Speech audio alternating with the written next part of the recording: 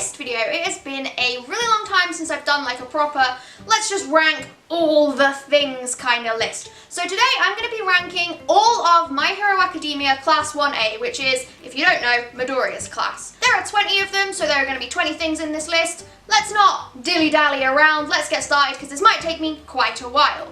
So, we'll start from 20 and go to 1. So, in the bottom place is Mineta. I don't think I need to say too much more about that. He sucks. He's a stupid grape boy. Okay, so I've kind of cheated a little bit here. 19 to 14 can kind of go in any order, and it is literally because they are all so interchangeable to me. We have Sato, Koda, Ojiro, Hagakure, Shoji, and Sero. I'm pretty certain that is everyone. And basically, they are all completely interchangeable, to me at least. They don't have a lot of character development, they don't have a lot of screen time. This list is based mostly on the anime as well, mainly because I'm nowhere near as caught up on the manga as I am the anime, so please forgive me if they have had some further character development, I just haven't seen it yet. But if I had to order them, it would be Sato in 19th, Hagakure in 14th, and then everyone else in between is just kind of the same. Number 13 is Ashido. I'm just not a fan. I don't know why. Something about her just really like grates on my nerves. I don't know what it is. I just don't like her. 12 is Aoyama, and I was just gonna throw him in with everyone else that was pretty interchangeable, but he has had some character development recently as of like the training camp arc and the provisional licensing arc as well. And you know what? He's sparkly. I like him. Don't at me. 11 is Jiro. I think she has a really cool power. I really like her personality.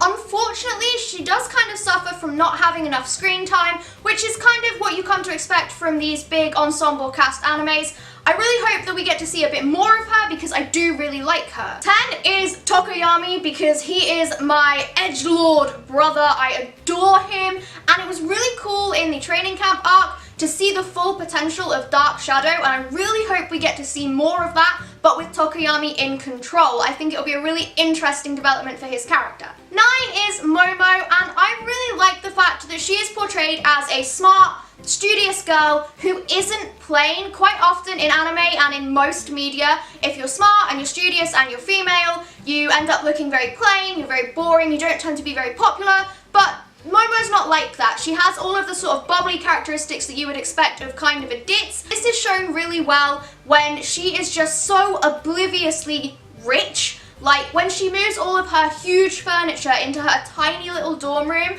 and just kind of goes, oh, well, it was the furniture that I was using at home. I think it's great. I think it's so funny. Number 8 is Uraraka. Now, I know that this is quite low for Uraraka, especially when in my My Hero Academia favorites video that I did, she was up on my favorites list. This is because recently I've kind of gone off of her character.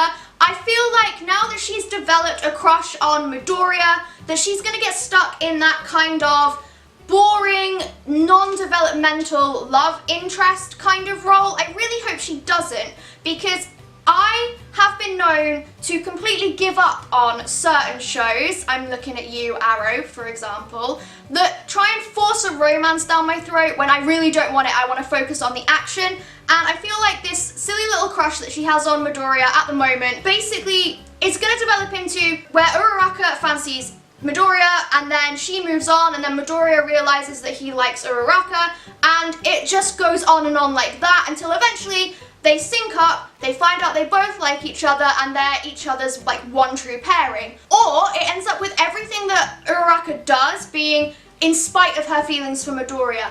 Oh, she helped him on the battlefield in spite of her feelings for Midoriya, and I think that's just really dumb. However, I do have a really interesting theory as to why, if the UA traitor turns out to actually be a student, I have a really cool theory as to why it would be Uraraka. So if you want to see that in a video, leave this video a thumbs up. Okay, number 7 is Ida. I really like his super serious, like, over-the-top personality and the way that it contrasts really well with everyone else's kind of laid-back, chill, or completely hyperactive personalities. I think he is just fantastic. Number 6 is Kirishima. I never really liked Kirishima until I saw a little bit of his character development and also watched My Hero Academia 2 Heroes, where he had an awful lot of screen time and it showed some of his like friendship with Bakugo, and and he's kind of growing on me, which is why he's at number 6. Number 5 is a character that I really like for the potential the character has, not necessarily for the character that they are at the moment, and it's Kaminari.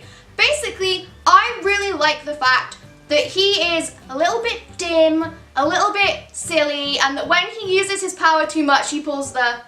I also have a really interesting theory as to why Kaminari would be the traitor. So again, if you want to see a UA traitor theories video, leave this video a like, and I'll let you know what I think. But I really like Kaminari. He's one of the comic relief characters, basically, and I really enjoy them. Number 4 is Todoroki. Now, he is an absolute badass, and he actually has some of the most complete character development from the entire cast. And yeah, I'm including Deku in that because Deku's character development is moving very slowly. However, Todoroki does suffer from shonen slip, which means all of his character development occasionally gets undone in order to further the plot, which is something that I don't really like. Number 3 is Midoriya, and my reasoning for this is because it's really interesting to watch him grow as a hero and to watch him discover his quirk at the same time we discover his quirk. Basically, what I mean by that is all of the different things that his quirk can do.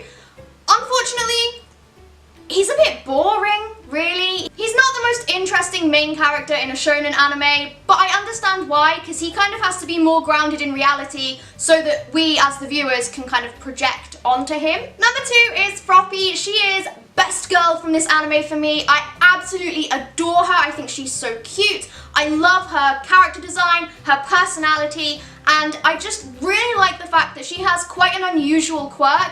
Even for My Hero Academia, where there's a guy who can stretch his fingers and he had better potential for being a hero than Deku. But anyway, I love Tsuyu, I love the whole frog thing. She is my frog queen. And number 1 is Bakugo. Now, I understand that not a lot of people will have Bakugo as their favourite characters because they think he's really rude or really harsh or really annoying, whatever you want to say. But for me, I've really enjoyed his character development. I think that now we've seen some of his softer moments, some of his more emotional moments, and we found out that he and Deku have a very, very similar motivation for being a hero in that they both idolize All Might and want to be better than him. He's really grown on me. I really like watching him, and I think he's going to be a very good rival for Deku in the same way that Vegeta was a very good rival for Goku in Dragon Ball. And with that, we have come to the end of My Hero Academia rankings list. Do you guys agree? If you do, leave this video a like. If you don't, then leave your rankings in the comments below. And as always, you can join me next Friday at 8 for the next video.